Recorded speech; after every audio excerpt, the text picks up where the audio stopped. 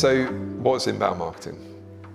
Okay, well, I mean, it's kind of a big topic in a lot of ways, but I suppose it's almost the opposite of traditional marketing. So, traditional marketing in lots of ways was about, let's come up with a proposition, let's come up with some creative treatment, and then let's use media to sort of fire that at as many people as possible. So, big media, TV, radio, outdoor. That's sort of the marketing model, I suppose, that evolved like in the 50s, the classic sort of marketing model, which is, I guess, it's kind of spray and pray. You need to spend a lot of money to try and reach a small amount of people.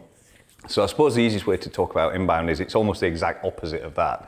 It's really about really understanding who your audience are, what makes them tick as a persona, what do they think about, what they're interested in, and really trying to provide content and anything. It could be entertaining, it could be funny, it could solve a problem, but it's really about trying to provide something that is actually genuinely of value or use to that audience, and to actually pull them towards the brand as opposed to fire things at them. So rather than saying, hey, we're awesome, and having a model and a car and just going bam, we're actually saying, what problem is this person trying to solve, and how can we actually support them? And as I say, that could be they just want cheering up, they might just want to be entertained, or they might have a very specific problem. So brands that use inbound really dig into that sort of persona, and they talk about user journeys and how do people sort of think about buying these products, and they try to make sure that they get their content in front of those people. But this is generally not super salesy content. It's actually helpful, useful, entertaining, and people consume that and say, oh, that was interesting. Thank you to whoever that brand was. That's really interesting. Maybe I'll find out a bit more about this brand. So it's quite a gentle way to bring people in towards a brand based on creating value for your audience, I think. And like you said, going back to the 50s, gone are the Mad Men days of just pushing, spending millions and millions and millions on above the line. Yeah. And actually it's about creating content at the right time in the right place. Yeah. And looking at that buyer journey Yeah. in terms of awareness, consideration, decision making. And as you say, in terms of the personas, what is that? What are the personas? What are their objectives? What are their pain points? What motivates these people? What influences them? Where are they? Yeah. And I think in the past, there's a lot of sort of pen portraiting in terms of demographics, but actually looking at the psychographics and the interests, etc. And I think inbound does a very, very good philosophy, like you say, to be the honey, not the bee, to pull people in like a magnet, because ultimately it's relevant. Yeah, really. And I think the psychology thing's a really important point in that as well, because we use that expression, don't we? It's not demographics, it's psychographics. And again, we worked together for a very long time, and maybe more than 10 years ago, 15 years ago, we used to have this thing that we said to people, we're in an age where girls do kickboxing and guys buy cosmetics. It's like, how can you target those audiences using traditional sort of demographics? It's just impossible. But what digital channels can do is they can really get into those kind of micro niches, and I think that's what some of the great things from digital, isn't it? Is we don't have to do a one size fits all message and try to find our audience. We can actually find our audience and deliver something that's very specific to them. And I think that's been, the technology has allowed that shift, I think, to happen. You mentioned sort of bringing technology and emerging technology, where I suppose that fits very nicely into Hubspot. Yeah. And we're a Hubspot Platinum partner. Yeah. So why did you bring that specifically into the business, and for what benefit? And what is it?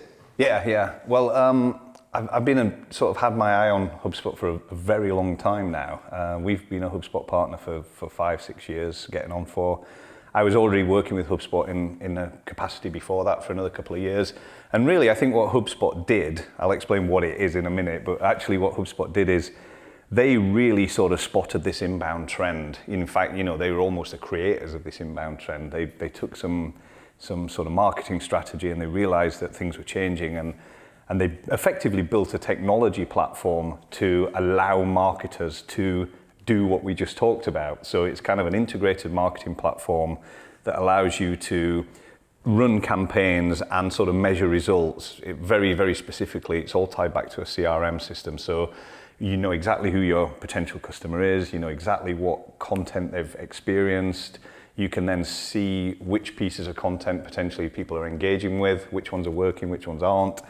And you can build out those user journeys. So you can have some top of funnel content, which is designed to get people's attention and get them interested. You can then have some middle of funnel content, which is a bit more educational, potentially takes them a little bit closer to the business and the product. And then you can have some real bottom of funnel content, which is quite conversion orientated. So it could be a free gift or a call now or something, you know, a bit more salesy. What's really interesting about it as a platform is that it actually goes across the whole kind of sales and marketing cycle. And HubSpot have this term that I don't really like very much, but they talk about smarketing. And this is the idea of joining sales and marketing together. And as someone who kind of grew up in my early career in sales and then later transitioned into marketing, you know, it was very obvious to me how disparate those two worlds were. And we see this all the time with clients, don't we? You know, you've got a marketing team over here and you've got a sales team over here, and it's almost like they're doing two entirely different things. So another thing that HubSpot as a platform does is by sharing that CRM, you can actually pass all of this marketing information and intelligence straight over to the sales team. So when you're talking about qualifying a lead, the sales team only get the leads who've kind of come through that funnel, and it just makes the sales function really effective as well. So rather than as soon as someone hits the website, you're trying to ring them and sell them something, that's not an inbound model. The model is to let the technology serve the content, let people investigate, learn, come closer, and then when they're down towards the bottom of the funnel, you can flip that over to what HubSpot would call a sales qualified lead and pass it to the sales team, and the sales team can see all of this activity. Oh, the guy came here, he read this, and da da da da da. So in a nutshell, that was the basis of HubSpot. They've since expanded that further into, you know, a full CMS, so you can now build sites using HubSpot inside the HubSpot ecosystem. They've got a service desk offering as well, so you can run all your tickets and support issues. So HubSpot is now a very large and an all-encompassing sort of sales and marketing platform, I would say. And what's cool about it is you don't have to buy it all at once, so you can just do the marketing bit, you can just do the sales bit, you can just do the CRM, you can just do service, or you can continue to bolt these on and build it out as you go. And as you know, we've got clients that have started with simple implementations and built them out. And interestingly, a lot of times they've started with sales, weirdly, because a lot of these people don't have a CRM, weirdly. So getting a good CRM in at the heart of the business is absolutely vital. And I think as a sort of, like you say, a growth platform that streamlines and optimizes and gives the visibility of data and to a company level, to a contact level, you know, having Marketing Hub, Sales Hub, Service Hub, CMS Hub, and Operations Hub as a package is a sort of an end-to-end solution. And really their philosophy is really to move people through, they call it the flywheel, don't they? And imagine it being a wheel, as the name suggests, and we're trying to attract strangers, pull them into being prospects, then through to being leads, and we're engaging with them while they're leads, we're nurturing them, hopefully then converting them through to be a customer. And the ultimate sort of star that we want to get to, really, and the output is that our customers become really big advocates, and then they're promoters, and they're promoting and attracting strangers, and so on and so forth. And actually, having the data and the tools to nurture from stranger all the way through to promoter is fantastic, but B, also having the tools in order to be able to automating conversations, automating content, and having that visibility of this contact, when did they come in, when did they last interact with us, what did they do, did they go on a website, did they download X, Y, and Z? And I think that's the strength of HubSpot. Actually, it's a real marketing, sales, service, ops enablement tool, right? And ultimately to drive business growth. Yeah. And there's a couple of really important things that kind of popped into my head as you were talking there. And one was this idea of the flywheel, you know, and HubSpot are also very good at taking kind of concepts from the world of consultancy and bringing them into business, you know. So the flywheel was Jim Collins, it was in Good to Great, or one of those books that he wrote, I can't remember. And the idea of the flywheel is about reducing the friction, isn't it, between each one of those functions. So the idea is the flywheel spins faster and faster. Yeah. So if all of your marketing and sales and service are all kind of separate systems, and it's really, there's tons of things you've got to do to make any of this stuff work, there's tons of friction in that system, and it's really hard to accelerate the growth. You start connecting these things together in a really linear, seamless kind of way. So marketing flows into sales, flows into operations, flows into service. You're just taking friction out of that operation the whole time, and the wheel spins faster. Yeah. And again, if you read about this stuff and you read about Amazon and Jeff Bezos, that's one of his fundamental ideas about Amazon is how do we make this as frictionless and as fast as possible? And that's all based on the flywheel theory from Jim Collins. So it applies to all businesses. So that's a really important thing that they've built in there from a strategic point of view. And then I guess the second part of it is really just that the level of integration, isn't it, across those disparate tools? Because as we know, there's lots of people got a CRM, they've got an email system, they've got people doing paid search, they're running social channels, they've got Hootsuite, you might end, and then a service platform, Zendesk, you might have 15 different platforms in a business to provide all of these kind of functions. None of them are joined together, none of them share data, and that's a fairly typical kind of setup, I think, that we find out there in the market, isn't it? And HubSpot can do all of that stuff in one platform from a shared CRM. And all the data goes back to that single point, which is just phenomenally powerful. There are other platforms out there, and we know there are, because this thing of end-to-end sort of systems is now a really big thing in the market. And the big players, you've got Adobe Experience Cloud, you've got Salesforce Experience Cloud, everyone's got an Experience Cloud now, which is basically the same thing.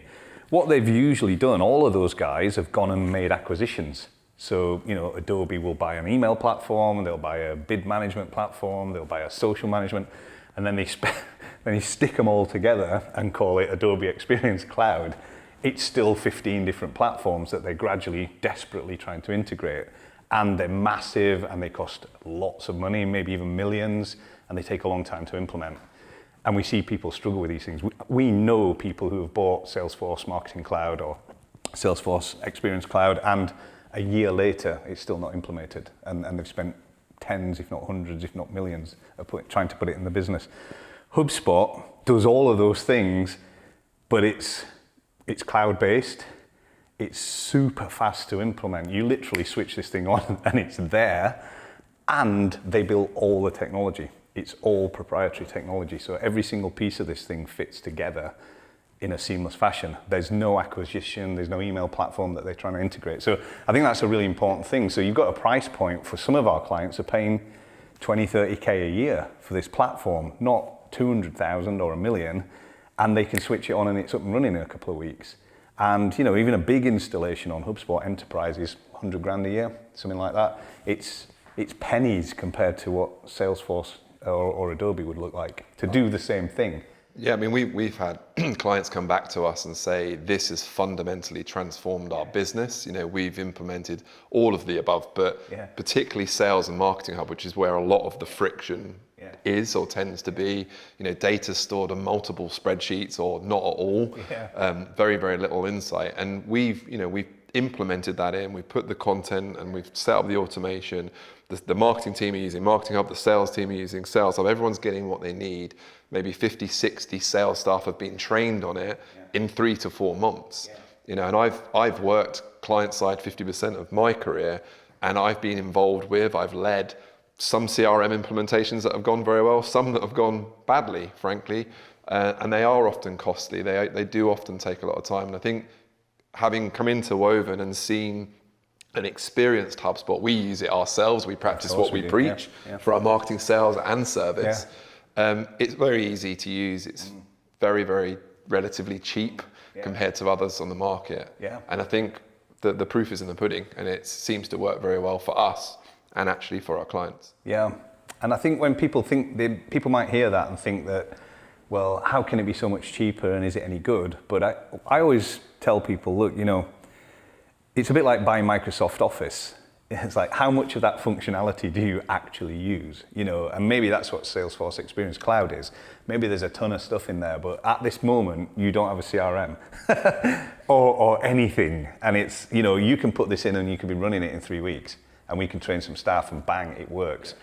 You go and buy that, you've got to get the capital approved, it's going to take you a year to do that, put it in the business. A year from now, you've done nothing. You're still not even, you haven't figured out how to work it. So it's just a bit of a no-brainer. And even if you ran out of functionality in HubSpot, and actually I've never experienced that, it's never happened for any of our clients.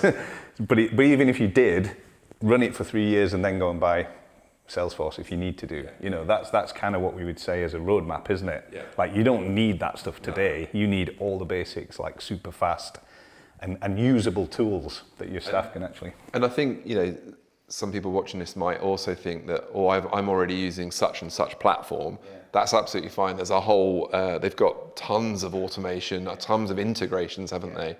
Yeah.